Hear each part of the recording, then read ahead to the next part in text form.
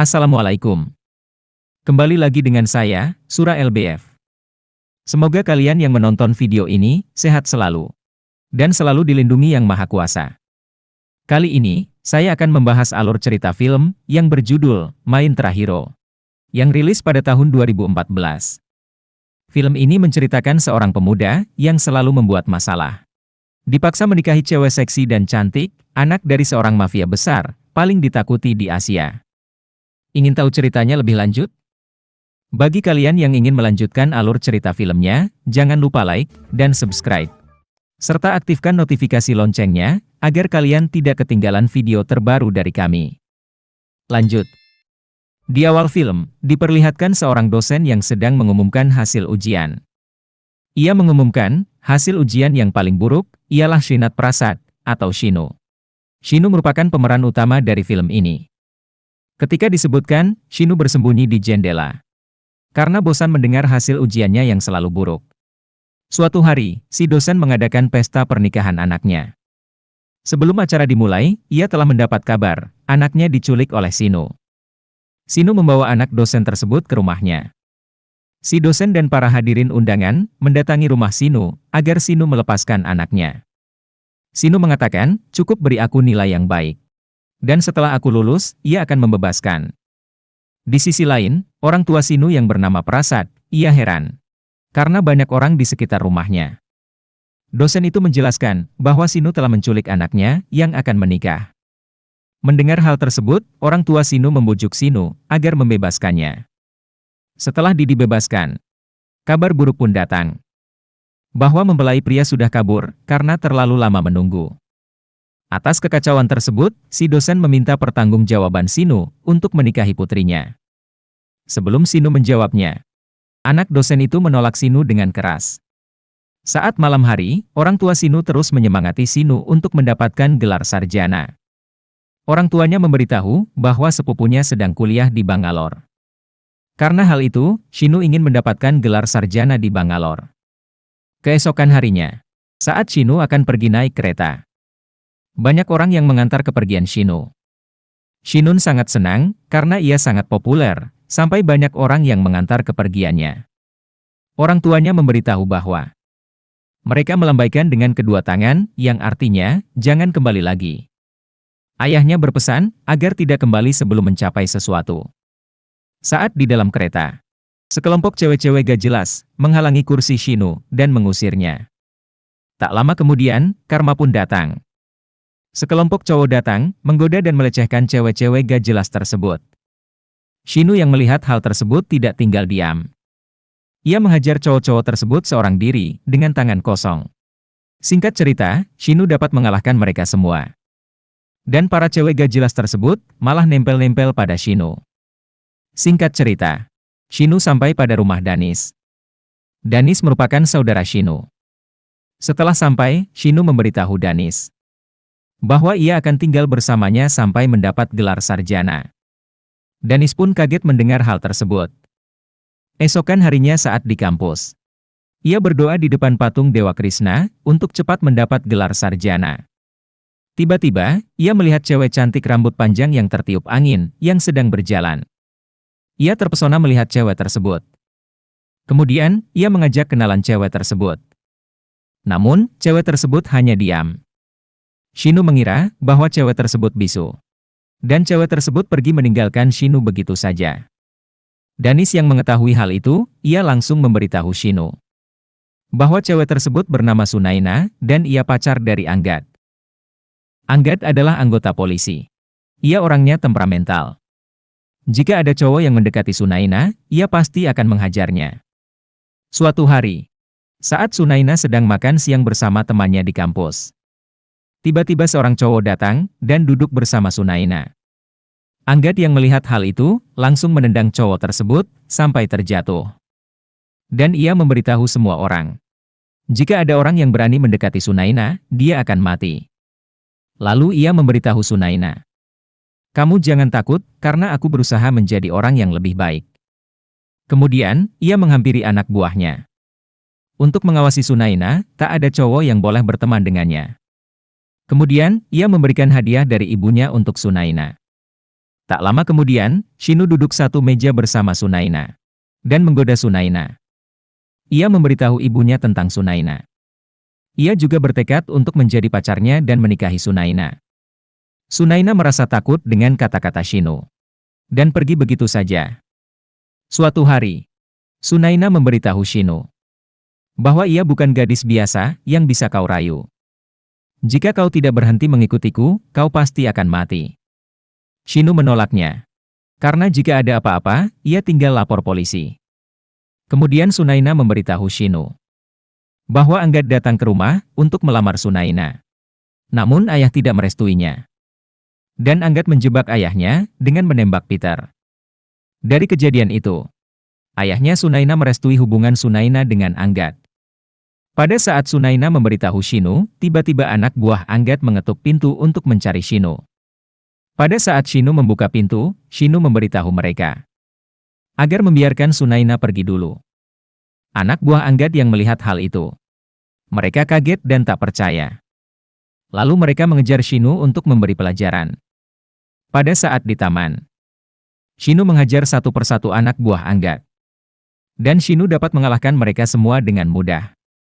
Suatu hari, pada saat anak buah Anggat melapor, tiba-tiba Shinu datang dan menjelaskan pada Anggat bahwa hal tersebut karena Dewa Krishna mengenalkannya pada Sunaina. Dan setelah ia mengetahui Sunaina milik Anggat, ia mundur tak mau berhubungan. Kemudian, Anggat memberi Shinu kesempatan untuk mendekatinya. Shinu dengan pede, 99% Sunaina akan jatuh cinta padanya. Dan selama 3 hari, anak buahnya tidak boleh mengganggu dirinya. Dan ia juga membutuhkan dana untuk hal tersebut. Dan Peter memberinya uang. Dan Anggan membiarkan Shinu pergi begitu saja. Suatu malam, saat Sunaina sedang menyisir rambut di kamar, ia melihat bayangan Shinu di kaca. Saat Sunaina keluar, ia melihat Shinu melompat-lompat di trampolin. Shinu memberi kata-kata manis, agar tidak takut pada siapapun. Karena itu tidak baik untuknya. Dan Shinu memberitahu Sunaina, agar besok bertemu di kampus. Dan ia juga mencium Sunaina. Sunaina senyum-senyum melihat kelakuan Shinu. Esokan harinya, saat di kampus, Shinu menembak Sunaina dengan setangkai bunga. Dan ia berteriak, bahwa ia mencintai Sunaina. Sampai semua orang mendengarnya. Namun, Sunaina hanya terdiam. Shinu memberi waktu untuk menjawabnya. Beberapa hari kemudian, Sunaina memeluk Shinu di depan umum. Yang artinya, Sunaina menerima Shinu menjadi pacarnya. Anggat yang mengetahui hal itu, tidak tinggal diam. Ia mencari Shinu kemana-mana. Sampai ia mencari ke rumahnya. Saat sampai di rumahnya, ia terdiam. Karena ia melihat Shinu yang sedang menonton TV dengan santai. Kemudian Shinu memberitahu Anggat bahwa Sunaina telah jatuh cinta pada Shinu. Dan di waktu yang tepat, Sunaina menelepon Shinu. Shinu memanas-manasin Anggat dengan kata-kata manis dari Sunaina. Kata-kata tersebut sangat menyakiti hati Anggat. Anggat pun mengatakan bahwa ia mengetahui semuanya tentang Shinu. Oleh karena itu, ia jangan macam-macam. Tanpa basa-basi, anak buahnya Shinu langsung menghajar Shinu. Namun, Shinu dapat mengalahkan mereka dengan mudah. Anggat pun semakin marah, dan ia langsung menodongkan pistol pada Shinu. Dengan cerdik, Shinu bersembunyi di balik tubuh Peter. Shinu tak takut dengan kelakuan Anggat, dan terus memancing emosi Anggat untuk menembaknya. Dan Anggat pun menembak. Namun, peluru tersebut mengenai tangan dari Peter. Lalu Shinu menghubungi wartawan untuk masuk ke rumahnya. Dengan kata lain, Shinu telah menjebaknya agar semua tahu kebusukan mereka. Akhirnya, Anggat dan Peter dipecat dari kepolisian. Suatu hari, saat Sunaina dan Shinu pacaran mengelilingi kota dengan sepeda motornya. Tiba-tiba, ada seseorang yang menembak motor Shinu sampai mereka terjatuh. Dan orang tersebut membawa Sunaina dengan helikopter. Dan Shinu tidak dapat mengejarnya karena kakinya terjepit badan motor. Saat Shinu pulang ke rumah, ia mengira Anggat yang telah menculiknya. Anggat menjelaskan, beberapa bulan lalu, saat di kereta, ada seorang cewek cantik bernama Aisyah Singhal. Telah terpukau dengan ketangkasan dirimu saat melawan cowok-cowok di kereta. Ia merupakan anak gangster terbesar di Asia, Vikran Singhal. Mereka sangat ditakuti oleh banyak orang. Namun ia mempunyai kelemahan, yaitu putrinya. Anggat memberi dua pilihan, yaitu pergi ke Bangkok dan menikahi Aisyah, atau menghadapi peluru Fikran. Suatu hari, Shinu dengan nekat mendatangi rumah Fikran untuk membawa pulang Sunaina. Saat masuk pintu gerbang, ia mendapat ucapan selamat datang dari anak buahnya Fikran dengan memukuli Shinu. Shinu dapat mengalahkan mereka semua. Saat di rumah, ia disambut hangat oleh Fikran. Dan Fikran mengatakan bahwa putrinya sangat tergila-gila dan ingin menikah denganmu. Shinun mengatakan bahwa ia telah siap. Di saat yang sama, tiba-tiba cewek cantik dan seksi datang menghampirinya. Tanpa pikir panjang, ia langsung mencium tangannya. Shinu mengira bahwa itu adalah Aisyah, anak Fikran. Bali menjelaskan bahwa itu adalah pacar Fikran, calon menantumu. Shinu yang melihat hal itu, ia sangat sedih melukai perasaannya. Fikran mengatakan, ia telah menyiapkan segalanya untuk pernikahan Shinu dengan putrinya besok hari. Shinu meminta waktu 10 hari agar ia bisa lebih mengenal Aisyah. Aisyah yang mendengar hal tersebut, ia juga meminta untuk mengabulkan permintaannya. Akhirnya, Fikran pun menyetujui permintaan mereka. Shinu mengajak ngobrol Aisyah dan mengatakan, cinta sejati bukan hanya seseorang saja, tapi carilah cadangan. Karena cinta sejati itu, jika melihat seseorang yang kita cintai, akan berbunyi lonceng dalam hati. Jadi, jika tidak ada lonceng di hatimu, siapa yang bilang kalau kau mencintaiku? Aisyah pun bingung dengan pernyataan Shinu tersebut. Shinu mencari berbagai cara agar Aisyah tidak mengejarnya lagi. Dan ia bisa berduaan dengan Sunaina. Pada saat Bali sedang berpatroli, Shinu menyelinap masuk ke kamar Sunaina. Bahwa ia rindu pada Sunaina. Shinu juga mengatakan, kau harus tetap percaya padaku untuk melewati semua ini. Esokan harinya, Anggat dan Peter datang ke rumah Fikran untuk menjemput Sunaina. Namun, Fikran menolak hal tersebut. Karena ia akan membebaskan Sunaina setelah Aisyah dan Shinu menikah. Mereka akan menikah 10 hari lagi. Shin berpindah. Aisyah memberitahu Shinu bahwa ia mendengar bunyi lonceng saat melihat cowok ganteng, seperti yang dikatakan Shinu. Kemudian, Aisyah memberitahu cowok yang dimaksud. Cowok tersebut adalah Anggat. Shinu pun sangat senang mendengar hal tersebut. Lalu Aisyah menceritakan ceritanya. Pada saat Aisyah sedang membawa bunga dan tak sengaja ia terpeleset. Dengan sigap Anggat menolong Aisyah. Di waktu yang sama, Shinu berdoa dan menggoyangkan lonceng. Hingga Aisyah mendengar lonceng tersebut saat ditolong Anggat. Shin berpindah. Shinu mengerjain Anggat yang sedang bersantai. Hingga Anggat kesal dan mengejar Shinu. Shinu berlari ke arah Aisyah agar Aisyah dan Anggat bertemu. Namun, hal tak terduga pun terjadi. Karena Anggat tersandung saat berlari. Jadi, Anggat menubruk Aisyah.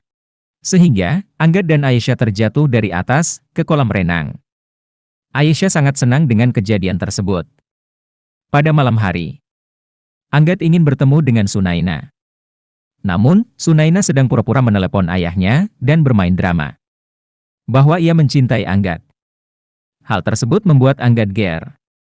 Di saat yang tepat, Anggat langsung memeluk Aisyah dari belakang. Karena menurutnya, Aisyah adalah Sunaina. Namun, saat Aisyah membalikkan badan, alangkah terkejutnya Anggat. Dan Anggat pun pergi. Saat Shinu mendekat, mata Aisyah kelilipan. Dan Shinu membantunya. Hal tersebut dilihat Fikran dan Bali. Fikran menyuruh Bali untuk membiarkan mereka bersenang-senang. Tapi Bali sangat penasaran. Jadi ia memutuskan untuk memastikannya lebih dekat. Tapi saat ia mendekat, ia melihat Shinu bercumbu dengan Sunaina. Shin berpindah. Saat di kapal, Fikran sedang menghukum anak buahnya yang bernama Johnny. Karena Johnny telah mengkhianati Fikran. Fikran menyuruh Shinu untuk menembaknya. Dengan gugup, Shinu akhirnya menembak Johnny. Namun pelurunya meleset dan mengenai besi, lalu berbalik arah dan mengenai leher Bali. Hingga Bali tidak sadarkan diri. Setelah mendapatkan perawatan medis, Bali pun pulang ke rumah. Fikran menjelaskan, Bali tidak bisa bicara. Namun hanya bisa mendengarkan. Dan kabar baiknya, ia bisa sembuh kapan saja. Shinu yang merasa bersalah, ia berpura-pura untuk meminta maaf. Saat di dalam rumah, Fikran telah menyiapkan 4 drum berwarna, salah satunya terdapat Johnny di dalamnya. Saat bermain menembak drum, ayah dan ibunya Shinu datang dan mempersilahkannya ke kamar yang telah disiapkan. Lalu Shinu mengenalkan Sunaina pada orang tuanya dan memberitahu bahwa ia belahan jiwanya. Saat acara lamaran, Aisyah mengatakan pada Shinu bahwa ia belum yakin pada Anggat karena ia belum mengutarakan isi hatinya. Jadi, pernikahan kita tetap berlanjut. Singkat cerita, pesta berjalan dengan mewah dan meriah. Saat itu, tiba-tiba Bali bisa berbicara dan membuat semua orang kaget. Di saat ada kesempatan, Shinu langsung menyetrum Bali hingga Bali tidak bicara kembali. Hal itu membuat Shinu lega kembali. Dan ia berpura-pura sedih di hadapan semua orang. Pada malam hari, Shinu memanas-manasin Anggat untuk mengatakan perasaannya pada Sunaina. Hal tersebut membuat Anggat marah. Lalu Anggat mendatangi Sunaina di kamarnya. Namun, saat akan mengutarakan perasaannya, Sunaina perlahan pergi keluar. Dan Anggat mengejarnya. Pada saat Anggat melihat Sunaina di luar, ia langsung mengutarakan perasaannya tanpa melihat wajah Sunaina terlebih dahulu. Dan yang dihadapannya itu adalah Aisyah. Hal itu membuat Aisyah sangat senang. Suatu hari, Anggat datang ke kamar Sunaina. Anggat dan Sunaina membicarakan hal-hal yang romantis. Saat mereka akan berciuman, lampu kamar tiba-tiba mati. Pada saat lampu menyala, Anggat terkejut. Yang ia cium adalah Peter. Dan Shinu mengolok-ngolok Anggat. Lalu Anggat meminta diajari cara berciuman yang hebat. Shinu dan Sunayan pun mengajarkan Anggat berciuman. Anggat marah saat melihat mereka berciuman. Dan langsung mengejar Shinu. Dan Shinu kembali mengajari Anggat dengan mencium Sunaina dengan lembut. Shinu mengajari Anggat berciuman tidak hanya sekali saja. Namun, sampai 3 kali ia mengajarinya. Pada saat Anggat diberi kesempatan oleh Sunaina, Sunaina merasa malu dan meminta Anggat untuk menutup mata.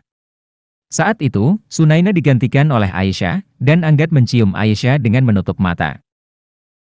Di saat yang tepat, Fikran melihat kejadian itu dan membuat Fikran marah. Dengan kesempatan itu, Shinu memanas-manasi Fikran. Akhirnya Aisyah pun memberitahu ayahnya bahwa ia mencintai Anggat.